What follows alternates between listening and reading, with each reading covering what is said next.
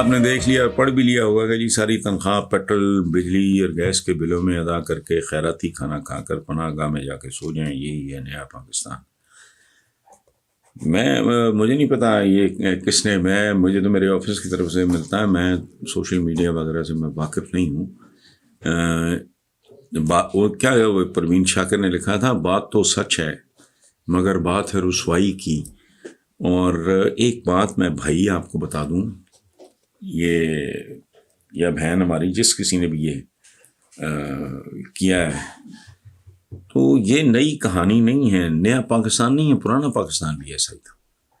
चांद साहब ने वो खुदकुशी कर ली थी नवाज शरीफ के घर के बाहर। बहुत नहीं कितनी खुदकुशियां आज तक हो चुकी हैं इस मुल्क में भूख नंग की वजह से। बच्चा था मैं जब हबीब जालिब का ये सुना था, हमने वो जलसों में गाया करता था, 20 रुपये मन्नाटा इस पर भी है सन्नाटा, सदर यूब जिंदाबाद, यूब खान के ज़माने में बच्चे थे हम, स्कूल गए,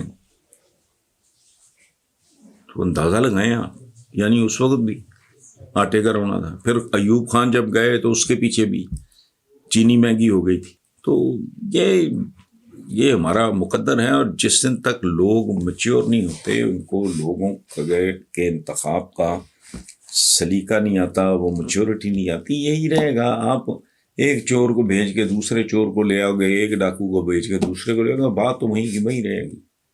सो ये कोई नई बात नहीं है। और अंदाज़ा लगाएं ना, आज से पता नहीं 40, 45, 70, 50 साल पहले भुट्टो जब अपनी पीपल्स पार्टी लॉन्च किए तो नारा क्या था? रोटी कपड़ा मकान, तीनों का ताल्लुक भूख नंग से है कि रोटी नहीं तुम्हें मिल रही, रोटी देंगे। जिस्म पे तुम्हारे कपड़ा पूरा नहीं या अच्छा नहीं या मुकम्मल नहीं, तो उसको तुम्हें सहूलत मिल जाएगी। तुम्हारे सर पे छत नहीं है, तुम कमी हो, मुजारे हो, चौधरी के उधर या सर्वेंट क्वार्टर में रहते हो, तो मकान मिलेगा। भुट्टो ने बेचा क्या था? नारा क्या था उसका?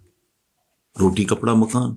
इसका मतलब है तब भी इन चीज़ों का, तीनों बुनियादी चीज़ों का कैद था।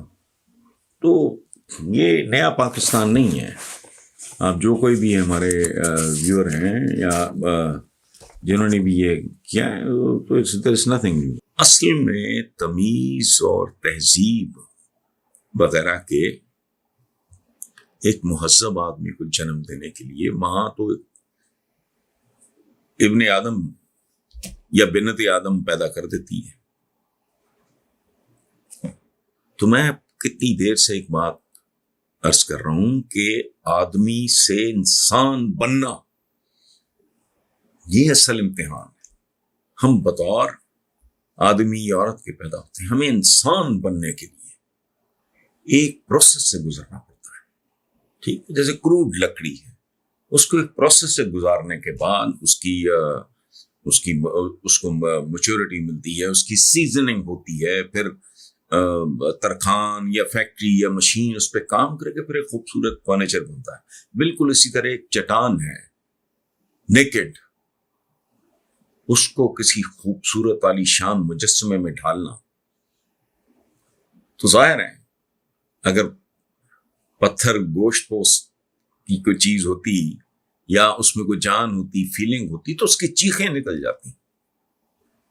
यानी एक बेसुरी बेढंगी चट्टान से एक खूबसूरत मुजस्समे में तब्दील होने के लिए उसको कितनी कीमत है। अच्छा, बिल्कुल इसी तरह जो चौक है, ब्लैक बोर्ड पे एक जमाने में लिखा जाता था, वही सदियों के प्रेशर के बाद मार्बल बनता है। इसी तरह जो डायमंड है, हीरा कितना कीमती है, कोयला बेचारा टके टोकरी चीज है, तो कोयला भी हजारों करोड़ों साल की मार खाने के बाद कोयले से हीरा बनता है। तो इसी तरह एक कीमत है जो अदा करनी पड़ती है आदमी को इंसान बनने के लिए। इसके 3 मराकज़ होते हैं।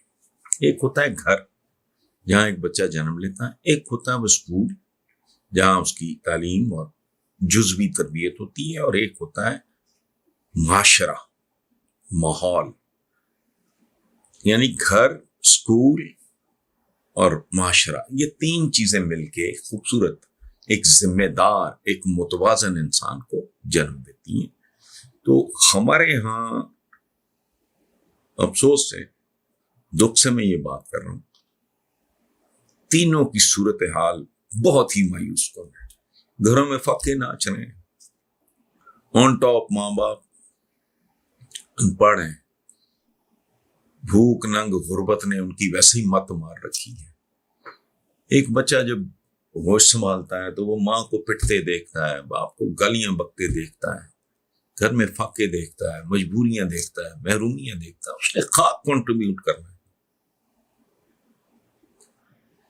अच्छा, बाकी स्कूल देख लें, हाई प्रोफाइल महंगे स्कूलों को छोड़ के जहां मेजॉरिटी भारी अक्सरियत, अव्वल तो करोड़ों बच्चा हमारा वैसे ही स्कूल से बाहर, जो जाते भी हैं जो अवामी किस्म के सरकारी स्कूल, तो क्या है वो, आप यकीन करें, मैं तफसील में नहीं जाना चाह रहा मैं क्यों गया था।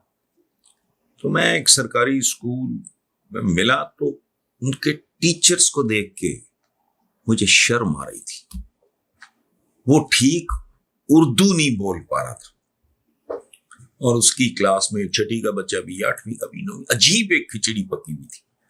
तो ये हो गया माशरा हमारा, खुदा की पनाह, मैं इनमें शामिल हूं। जानवरों, बल्कि बाज केसेस में जानवरों से भी बदतर। आप बतखों को कभी सड़क अबूर करते देखें, बहुत से जानवर हैं उनमें बड़ा डिसिप्लिन पाया जाता है। तो हमारे यहां आज तक लोगों को शऊर नहीं, सड़क अबूर करने की लंबी बातें छोड़ें। और कितनी ये एक शर्मनाक बात है कि भूख नंग वजूहात जहालत, वो क्या कि